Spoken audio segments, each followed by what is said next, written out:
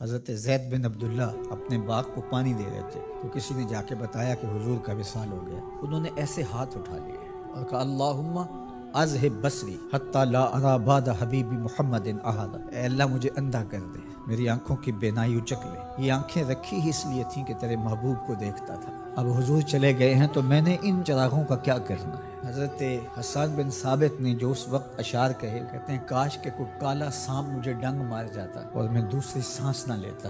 اور حضرت سیدہ فاطمہ کے جو قلب اطہر کی کیفیت تھی، سبت علیہ مصائب لو انہا سبت علی الایام سرنا لیالیا، میرے اوپر جو مصیبتیں ٹوٹ پڑی ہیں وہ اگر دنوں پہ ٹوٹ پڑتی تو وہ کالی راتیں بن جاتی۔ حضرت عمر رضی اللہ تعالی عنہ تلوار نکال کے کھڑے ہو گئے اور کہا کہ جس نے کہا نا حضور کا انتقال ہو گیا، میں اس کی گردن اڑا دوں گا۔ تھوڑی دیر بعد حضور پرانی حالت کی طرف پلٹ آئیں گے۔ اب یہ کیفیت کتنی حساس تھی، ادھر منافقین نے چال چلنا شروع کر دی۔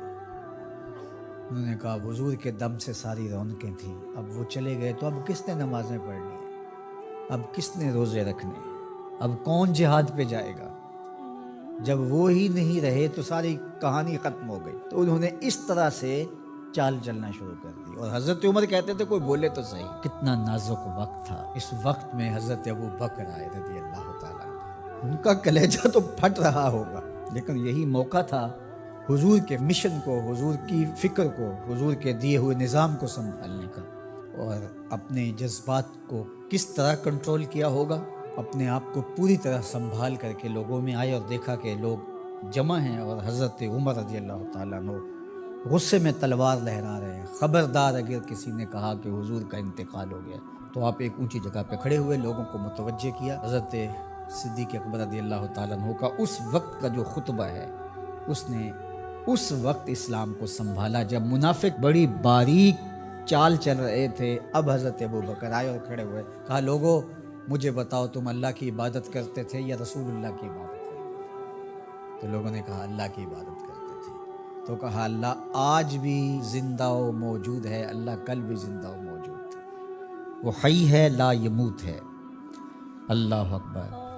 پھر انہوں نے وہ آیت کریمہ پڑھی وما محمد الا رسول قد خلت من قبلہ الرسل، اور صحابہ فرماتے ہیں ہمیں لگا کہ جس طرح یہ نازل اسی وقت کے لیے ہوئی تھی۔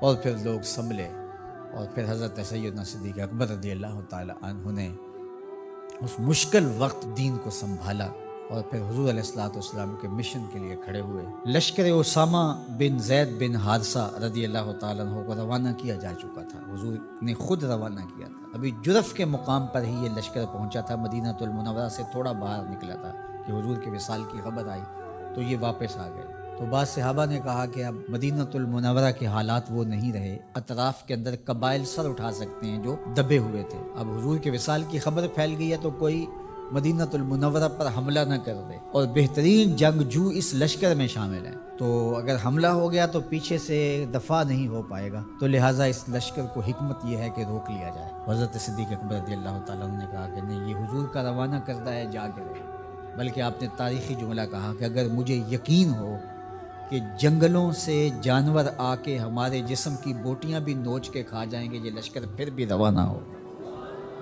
لوگوں نے حضرت عمر سے کہا کہ ضرور لشکر کو روانہ کریں، لیکن حضرت ابو بکر رضی اللہ تعالیٰ عنہ سے اتنا کہیں کہ امیر لشکر کو معزول کر کے کوئی اور قریشی سردار بزرگ اس کا امیر بنا دیا جائے۔ نوعمر لڑکا ہے، دوسرا غلام زادہ ہے، تو بڑے بڑے قریشی سردار اور جنگجو ان کی قیادت کو قبول کرنے سے انکار نہ کر دیں۔ تو وہ گئے اور جا کے کہا کہ بڑے بزرگوں کی یہ رائے ہے کہ آپ ضرور لشکر کو روانہ کر دیجئے، لیکن اتنا کیجئے کہ میرے لشکر کو تبدیل کر دیجئے۔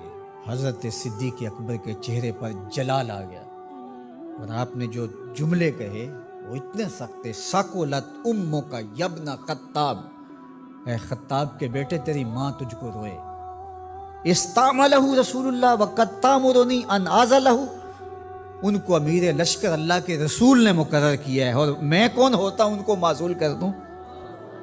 کہا لشکر جائے گا، اسامہ بن زید کی قیادت میں جائے گا، جس نے جانا ہے جائے، جس نے نہیں جانا میں کوئی پرواہ نہیں، چونکہ ان کو امیر لشکر اللہ کے رسول نے مقرر کیا۔ اللہ اکبر۔ پھر جب لشکر اسامہ کو روانہ کیا حضرت صدیق اکبر نے تو حضرت اسامہ کے گھوڑے کی باک اپنے ہاتھوں سے پکڑی اور اسامہ کو اوپر سوار کیا رضی اللہ تعالیٰ عنہ، اور نیچے ساتھ پیدل چلے، اللہ اکبر، اور ساتھ یہ کہتے جاتے تھے اسامہ تو وہ ہے جس کو میرے رسول نے مقرر کیا ہے۔